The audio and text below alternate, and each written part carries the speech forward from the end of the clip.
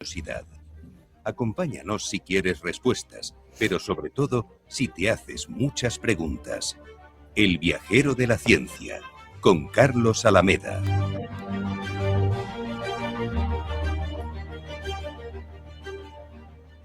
Y hoy estoy muy contento de recibir a dos personas maravillosas. Por un lado, nuestro colaborador que conocéis bastante, Alberto Corbi. ¿Qué tal, Alberto? ¿Cómo estás? Hola, Carlos. Muy bien. ¿Y tú? Bueno, pues ya sabéis que él es el director del grado en física de la Universidad Internacional de La Rioja, UNIR, y que muchas veces nos trae a algunos de sus estudiantes más ilustres. En este caso vamos a tener el placer de hablar con una voz maravillosa, la de Sara Sabaj, investigadora y cantante de ópera, que ahora mismo está adscrita tanto a la Universidad Internacional de La Rioja, UNIR, como a la Universidad Politécnica de Madrid. ¿Qué tal, Sara? ¿Cómo estás? Hola, Carlos. Muy bien, gracias por la invitación. Encantada de estar aquí con vosotros. Bueno, más encantados creo que vamos a acabar nosotros, porque vais a escuchar en breve la voz de Sara, que va a introducir esta entrevista. Ya veréis, porque vais a descubrir que tiene que ver la física y la voz operística. Y lo vais a descubrir junto a ella, que es la mejor manera de descubrir las cosas, que nos las cuenten los propios investigadores. Mirad qué maravilla, ¿eh?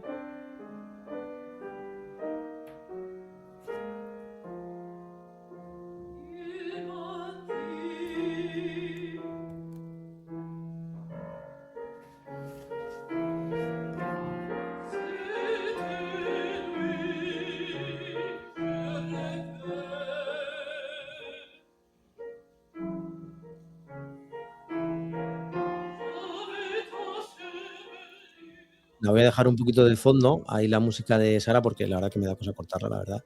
No, además Porque es queda muy bien impresionante. de fondo, queda muy bien, de verdad. Yo creo que la puedes usar para todas las entrevistas ad eternum. Totalmente, porque Sí. es una auténtica maravilla.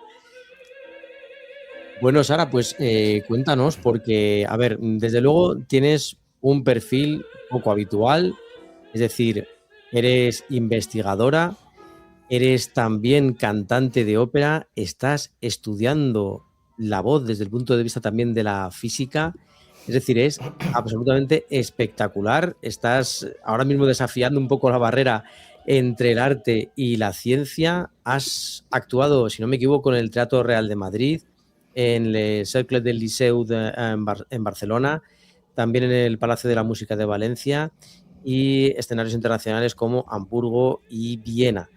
También has tenido la suerte de ser formada por leyendas como Montserrat Caballé y Giacomo Aragal. Esto no lo tienes que contar, porque esto es impresionante.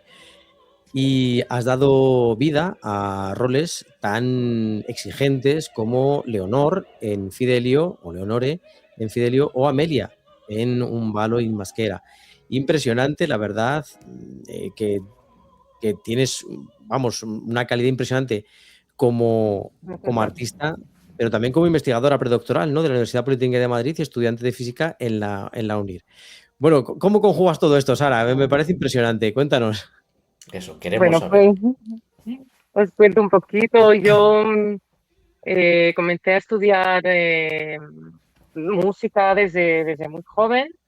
Era mi vocación desde el principio, aunque la física también era una asignatura que me encantaba desde el instituto, que yo soy de ciencias del instituto, pero la música era mi pasión y como yo soy de Bolivia, entonces allí no teníamos la opción de estudiar música en aquel entonces. Entonces decidí venirme a España. Es cuando hice aquí toda la carrera de canto, que hice la licenciatura en Valencia, por cierto, en la universidad, en el Conservatorio Joaquín Rodrigo de Valencia. Y bueno, la física siempre era algo que estaba ahí. Consumía mucha divulgación, por ejemplo, científica. No, nunca dejé de leer sobre el tema. El primer libro que me leí así todo de física, creo que fue el de historia del tiempo, de Hawking con 19 años. Y siempre estuvo ahí también, no es algo que estuviese, eh, que ocurriese a posteriori, ¿sabes? Es como un complemento que siempre estaba ahí, aunque nunca profesionalmente.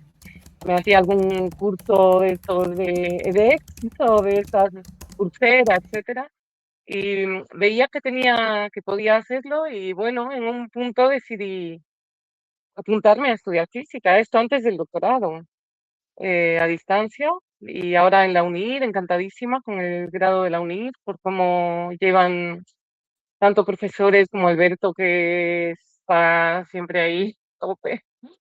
Así que nada, aprendiendo mucho, y claro, cuando pues, yo estaba estudiando física por un lado, por otro, pues hacía mi carrera de cantante de ópera. Y bueno, me entró mucha curiosidad sobre cómo funcionaba realmente este instrumento desde el punto de vista de la física, porque además la voz es un instrumento que está escondido, ¿no? No lo podemos ver. Está, no es como un piano, un cello, un violín que tú lo puedes ver, lo observas, y además es fijo, está definido. En cambio, la voz es un instrumento muy, muy sutil, es un poco misterioso, realmente.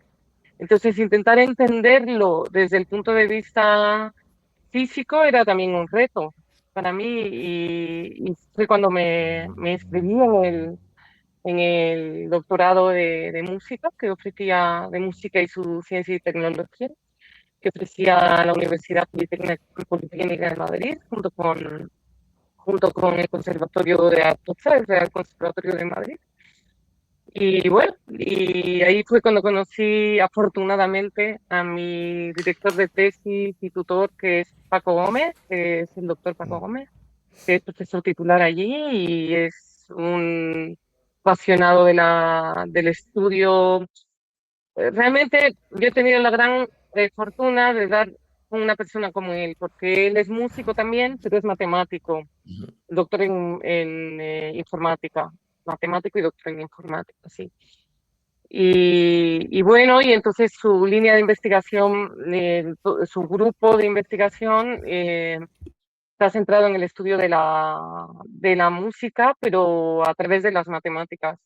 Por ejemplo, los ritmos euclídeos los estudia eh, con, con formalismo matemático, ¿no? Luego mucha álgebra lineal se usa en el estudio de la música desde el punto de vista matemático formal. Y en la revista donde vamos a publicar ahora los estudios que estamos publicando, eh, es de hecho una revista de matemáticas y computación en la música, más que de física, realmente, aunque hemos puesto nuestro artículo ahí porque tiene un gran componente matemático también. A mí me encanta cuando me habláis desde el punto de vista de los artistas y de los científicos, porque a veces tengo la sensación de que en mi cabeza hay dos cerebros, uno más emprendedor y uno más artístico, ¿no? Y a la vez eso, conjugarlo con uno científico, me parece ya espectacular.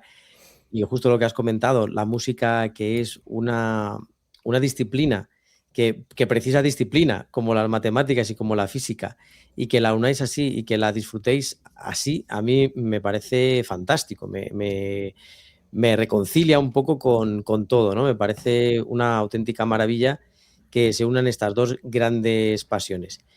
Un tema que nos ha pasado ahora, Alberto, ¿no? Un artículo del que estáis a punto de publicar en la revista, muy interesante. Vais a hablar de varios temas muy bonitos sobre la voz y la física. Uno de ellos es el llamado esquilo, ¿se dice así? Squillo, es un Squillo. término italiano. Sí, Squillo. Sí, sí.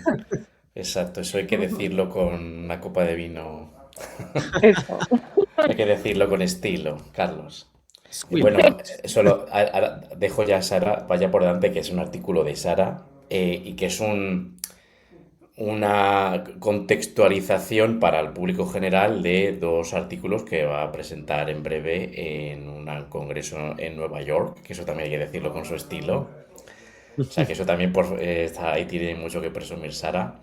Y que sí, que van a ser parte de su tesis doctoral. O sea, una tesis doctoral acompañada con dos exposiciones en un congreso en que, perdón, no recuerdo el nombre, pero evidentemente irá sobre música y sobre musicología, pero que también le va a quedar súper bien. Y esto es un resumencillo eso de divulgación que se publicará muy interesante en breve. Ya está enviado y aparecerá dentro de poquito en muy interesante. Pero ahora ya como es tema de Sara, que lo explique Sara. Solo, pero, y una última cosa, me gusta cuando has dicho que el instrumento como una voz, la voz como un instrumento misterioso, en el artículo dices muy bien, como es un instrumento que en realidad se construye, es un instrumento Eso en es, tiempo real.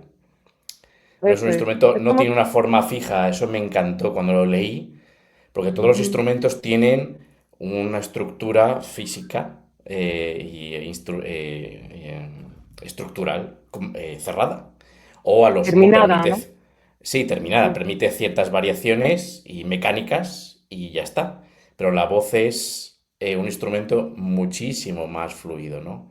Y es misterioso en el sentido que sí, lo tenemos dentro de nosotros y tenemos una conexión con el instrumento nervioso muscular, pero claro, no estamos ahí, no podemos decir a esta cuerda vocal que se mueve un poco más a la derecha, no tenemos, sí, tiene ese toque romántico, misterioso y al mismo tiempo físico que se puede estudiar y se puede cuantificar, medir, taxonomizar.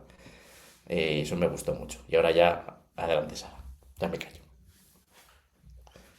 Y bueno, yo agradezco mucho también a Alberto porque esta oportunidad viene a través de unir, poder publicar este artículo en Muy Interesante, junto con también con Paco, que lo firmamos juntos. Y, y bueno, claro, poder contarlo, igual que estamos haciendo aquí, pues es un lujo, porque no es lo mismo que se publique en la revista científica y lo lean mis colegas, que yo estoy encantada de que lo lean ellos, por supuesto también, pero tengo ganas de que esto se sepa y se conozca fuera del mundo académico y incluso, pues eso, por los cantantes, que no necesariamente van a entender lo que está en los artículos formales. Entonces, pues sí, el artículo de Muy Interesante es una gran oportunidad de divulgación, sí. Y lo que decía Alberto, pues sí que es como comentábamos, es un instrumento móvil. Uno de los fenómenos acústicos que aparecen a lo largo del artículo es el famoso formante del cantante, que es el que habitualmente se asocia directamente con el squillo. Casi siempre si alguien pregunta qué es el squillo o reel en inglés, que también se conoce el squillo y reel, es lo mismo. Y normalmente se asocia directamente, se iguala con el formante del cantante, que es un clúster de armónicos que aparece en una frecuencia determinada, ¿no? Del eje Y, vamos a decir, pero vamos, me salto esa parte. Pero sí, este clúster, que es el formante del cantante, aparece cuando hay una forma concreta una geometría concreta de la laringe. Cuando bajamos la laringe, aparecen las condiciones necesarias para que aparezca el formante del cantante. Pero lo que hemos observado nosotros es que esto no era suficiente para explicar del todo el fenómeno del squillo. Lo hemos querido tratar como un fenómeno emergente, más amplio, no con una única causa, sino con muchas causas o al menos muchas condiciones necesarias. Porque a mí una de las cuestiones que más me impresionan bueno, y en esto Alberto también se sentirá identificado en el teatro. Muchas veces, bueno, pues cuando yo hacía mis pinitos como actor, me impresionaba mucho el que llegara la voz bien a todo el mundo. Incluso me preocupaba, ¿no? Que no llegara mi voz bien, que no se me entendieran las palabras, porque en la radio es muy fácil, tienes un micrófono delante y en principio si no haces muchas cosas extrañas, en principio se te debería oír bien, ¿no? Pero en el teatro es mucho más difícil. Y en este caso, en la ópera, creo que es todavía más complicado porque tienes además que atravesar el sonido de una orquesta entera. Entonces, ¿cuál es el papel para conseguir esta capacidad de llegar a todo el mundo, ¿no? ¿Cuál es el papel de la física en todo esto? Efectivamente, sí, bueno, es que al final la física está en todo, ¿no? Todo es física, entonces esto también es física. Y la propagación de la onda sonora es física, se puede describir con física, y la acústica del sonido radiado también se puede describir con física. Entonces, bueno, uno de los fenómenos que consigue que la voz atraviese la orquesta y se propague a lo largo del teatro es precisamente el formato del cantante, que cae exactamente esa frecuencia en una zona donde el oído es especialmente sensible y donde la orquesta deja un poco de espacio al oyente, digamos. Entonces es uno de los motivos. Pero hay unas condiciones previas necesarias que hemos observado nosotros y que creemos, a partir después de una revisión sistemática de la literatura, que se puede concluir esto, que es que la diferencia entre los dos primeros armónicos tiene que ser pequeña. Y eso implica que las cuerdas vocales deben juntarse bien. No basta con tener formante del cantante. El formante del cantante es una cosa de la resonancia del tracto vocal. No sé si me dejo explicar bien. Claro, Que yo por un lado... Sí, Alberto, perdona, que no te quería cortar. No, sí, que sí. Porque quería decir a Sara que sí. Vale. Que por un lado piensas, ¿y cómo eso conscientemente puedes estar cantando y a la vez pensando, espera, el armónico que tengo que dar es este, tengo que dejar que el aire entre bien, ¿no?, por mis pulmones y que salga bien luego también por mis cuerdas vocales? Tengo que coger el aire con el diafragma bien, intentar soltarlo bien para no hacerme daño en la Sí. garganta. La cavidad en el diafragma de tantos litros, ¿no? ¿Cómo Que me he pasado, puedes, ¿no? Sí. claro, cómo puedes manejar? ¿Hay alguna señal física también, ¿no?, que tú digas, estoy bien o no estoy bien?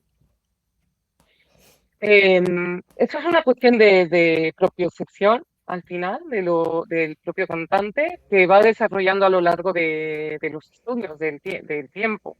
Por eso es una carrera tan dura y que toma tanto tiempo. No es casualidad que en España al menos se estudian 10 años para sacar un título superior. Tienes que hacer 6 años del grado medio y 4 del superior para tener una licenciatura en su día y ahora un grado.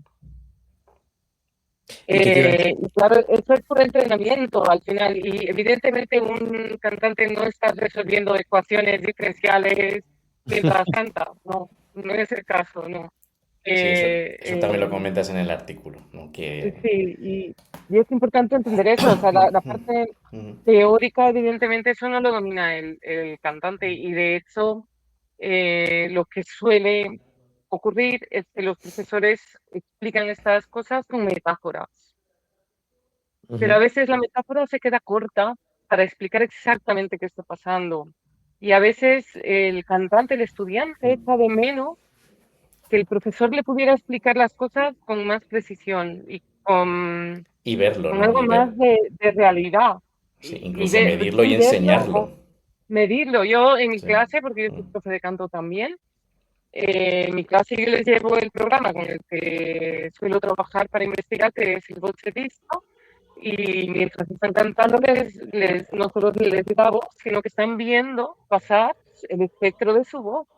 Claro. Y les pido, mira, aquí falta un poco más de vibrato para que... El vibrato es otro de los parámetros que hemos observado que es importante para un buen squillo.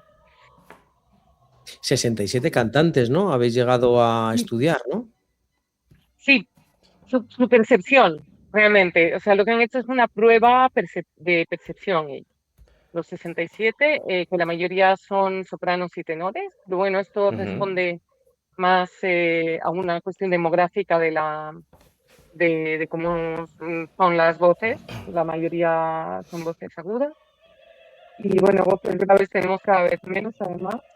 Eh, Vaya. y bueno, estos 67 cantantes han sido bastante consistentes en sus respuestas. Nosotros hemos generado, si no recuerdo mal, 48 audios. No, perdón, 36 audios generados por computadora, por ordenador, cambiando los parámetros de, por ejemplo, la diferencia entre armónicos, la cantidad de aire que sonara con más o Ujú. menos aire el sonido. El volumen, por ejemplo, se ha mantenido igual en ambos. Hemos ido variando otros parámetros. Eh, Parámetros como los formantes también se han variado. En algunos estaba el formante del cantante en los dos casos, por ejemplo, en los casos de las voces masculinas, y no se distinguía, y se distinguía entre squillo y no squillo, Ujú. incluso teniendo formante del cantante ambas muestras.